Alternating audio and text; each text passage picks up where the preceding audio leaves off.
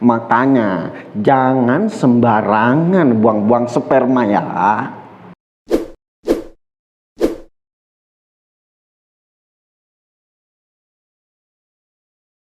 Halo Bung dan Nona, welcome back to my channel Fata Pujangga. Kali ini saya akan memperkenalkan Bung dan Nona kepada seorang profesor. Ini adalah seorang profesor yang tidak diragukan lagi. Apanya? Ya nggak tahu apanya. Dia sudah bagaikan wahyu yang datang kepada saya. Oke, kita langsung panggil saja dia. Jangan lupa di subscribe dulu dong. Tapi saya akan memanggil dia menggunakan jurus teleportasi.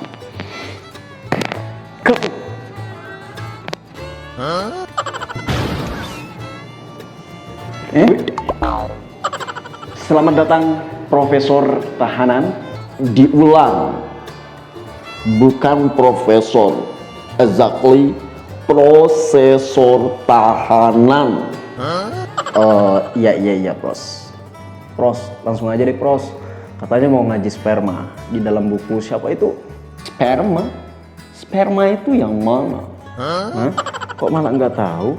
Soalnya punya saya itu spektrum. Oh, pakai kabel ya pros? Iya, pakai kabel. Setelah disambungin itu baru ceret gitu. Oke, I wanna tell it. Saya punya buku. Ini bukunya. Nah, judulnya Gang, Perjalanan Menuju Pusat Kehidupan.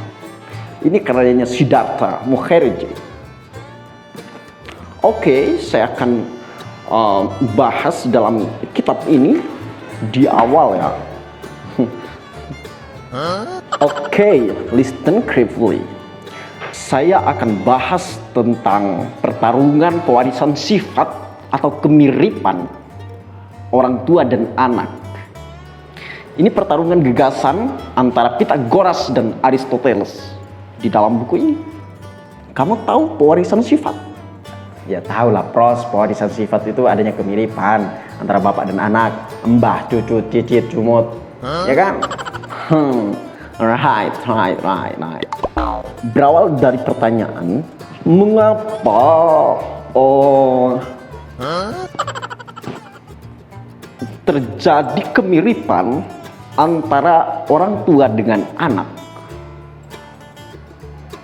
Ini yang akan kita bahas. Pythagoras pernah mengatakan bahwa informasi pewarisan sifat atau kemiripan itu dibawa oleh air mani.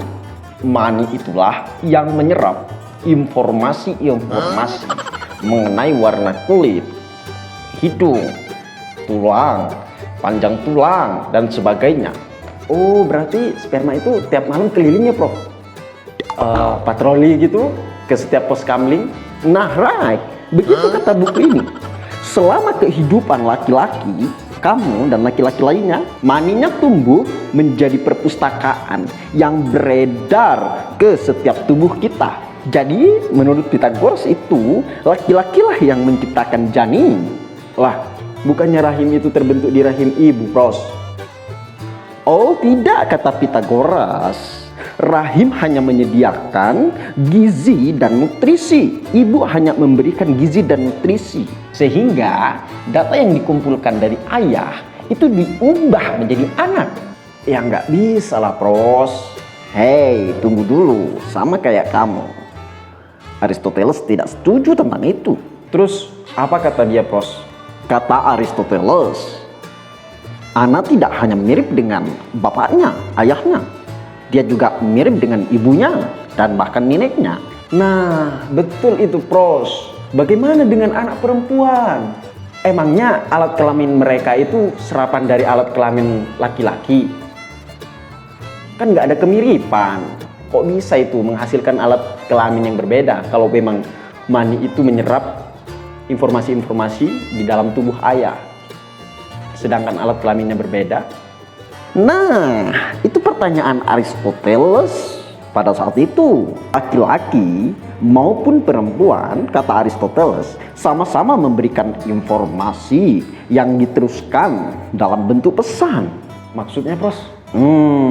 Informasi itu membangun orgasme dari nol. Jadi janin itu sama sekali belum terbentuk sifatnya, baik dari ayah atau ibu.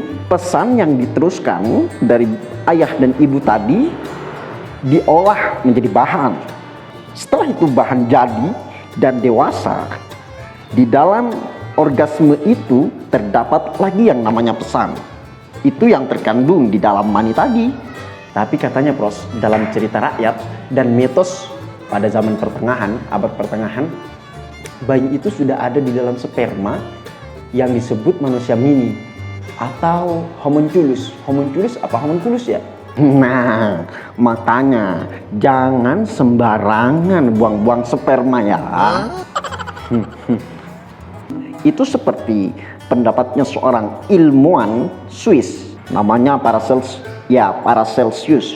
yang menggunakan teori manusia mini.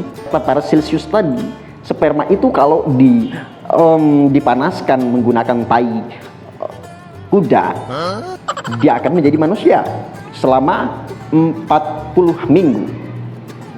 Meskipun mengerikan, tapi itu kan sama saja dengan teori Pythagoras. Makanya dua teori tersebut, Pythagoras dan Aristoteles, itu secara spektakuler dianggap benar, ada benarnya.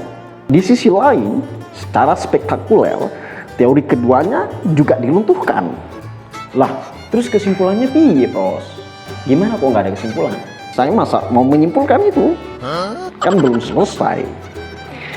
Kata Aristoteles, ada tangan yang tak terlihat, invisible hand-nya Aristoteles. Warisan sifat itu dalam bentuk pesan yang diteruskan menjadi bahan, menjadi kamu. Artinya ada pesan. Yang dimaksud pesan tadi adalah tangan tak terlihat yang menginstruksikan membentuk sebuah embrio. Siapa itu tangan tak terlihat? Kemungkinan yang dimaksud Aristoteles itu yang maha kuasa. Begitu. Sorry Bunda Nona, Prosnya belum memberikan konklusi, sudah kabur duluan ini. Nah, tapi nggak apa-apa deh, kita lanjut pembahasan buku ini itu di episode selanjutnya ya. Tapi jangan lupa di subscribe dulu. Dan selanjutnya kita akan membahas tentang teori Darwin, Charles Darwin.